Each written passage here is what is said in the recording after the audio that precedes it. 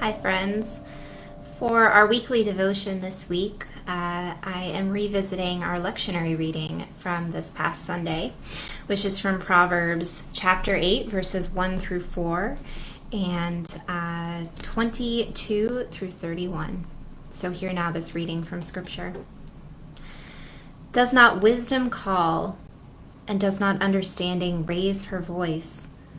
On the heights, beside the way, at the crossroads she takes her stand, beside the gates in front of the town, at the entrance of the portals she cries out, "To you, O people, I call, and my cry is to all that live." The Lord created me at the beginning of his work, at the first of his acts long ago. Ages ago I was set up at the first, before the beginning of the earth. When there were no depths I was brought forth, when there were no springs abounding with water. Before the mountains had been shaped, before the hills I was brought forth. When he had not yet made earth and fields, or the world's first bits of soil. When he established the heavens, I was there. When he drew a circle on the face of the deep. When he made firm the skies above, when he established the fountains of the deep. When he assigned to the sea its limit, so that the waters might not transgress his command, when he marked out the foundations of the earth. Then I was beside him, like a master worker, and I was daily his delight, rejoicing before him always, rejoicing in his inhabited world, and delighting in the human race. That last line, delighting in the human race, has me thinking about what the wisdom of God's creation has to do with our calling and vocation as human beings. Last week I was on vacation on the Oregon coast. We were at Cannon Beach, and one day when the rain let up, we drove south to Cape Kiwanda, and we climbed up over this big sand dune there to see the ocean views, and then we climbed down the other side. And there were all these tide pools. The tide was just starting to come back in. And I spent a little time just crouching down and watching this one particular tide pool and just observing all of the small creatures that were moving around on the rock in the middle of this tide pool. And I saw some things I'd never seen before. I saw a type of fish. I'm not sure what type of fish it is. I'd never seen this type before, but it was flitting around, and this fish was kind of modeled in a way that it blended in with the rock. And I saw two crabs that were kind of, I don't know if they were fighting with each other, but they were certainly interacting with each other in this cleft in the rock. And I saw a little hermit crab with the shell on its back crawling over the top of the rock. And I saw mollusks that were alive, and they were opening and closing, and their little bristles were reaching out into the water every time they opened. It was almost like they were breathing. And I reflected on how in all of God's creation, it seems that human beings are the only ones who doubt their purpose. The rest of creation has a deep and abiding sense of what they were made for.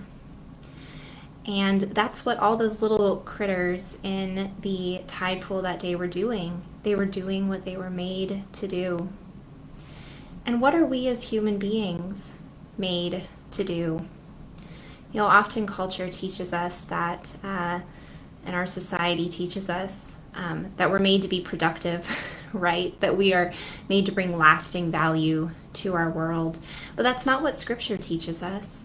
Scripture teaches us that God created us simply because God is love, and God's love was so vast that it spilled over into creation and formed human beings in God's image. And if God is love, then what is our purpose? What is our telos, the Greek word for purpose or calling or vocation? What is our telos as human beings? Well, it is also to love. It is to love and to be loved. And that's what Proverbs is talking about, the wisdom of creation. And at the end of all of that wisdom is that line, delighting in the human race. God delights in us simply because we are God's creation and because we bear God's image. Sometimes reflecting God's image, reflecting that telos of love, is hard work when we're called to stand up to injustice in our world, or extend compassion to people who are hard to extend compassion to pray for and love our enemies. But all of that reflects our telos, which is to love and to allow ourselves then to be loved in return by others and by God. I am wrapping up my appointment here at First Olympia. This is the last live devotional that you will receive from me. And I'm reflecting on all the love that I have received here from you all, as well as from God in this particular appointment, and carrying that deep and abiding sense of telos, to love and be loved, from this place. And so as I say my goodbyes, I hope that when you are finding yourself in a place of doubting your purpose, that you will return to this piece of scripture and be reminded that God delights in you simply because you are, not because of what you produce or what you do or have not done, but simply because you are a beloved child of God. I'd like to close with a prayer by John O'Donohue, a blessing from this book to bless the space between us. John O'Donohue was an Irish poet. He is no longer with us, but his words remain. And this particular blessing is called To Learn from Animal Being. Nearer to the earth's heart, deeper within its silence, animals know this world in a way we never will. We who are ever distanced and distracted by the parade of bright windows thought opens, their seamless presence is not fractured thus. Stranded between time gone and time emerging, we manage seldom to be where we are, whereas they are always looking out from the here and now.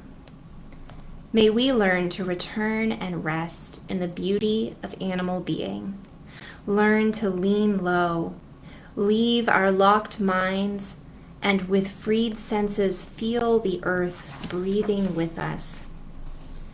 May we enter into lightness of spirit and slip frequently into the feel of the wild. Let the clear silence of our animal being cleanse our hearts of corrosive words.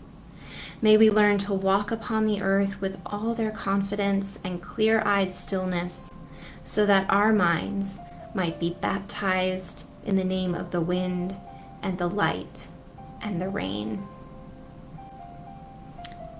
Friends, may you feel that baptism in your own life this week and in all the days before you. Be blessed.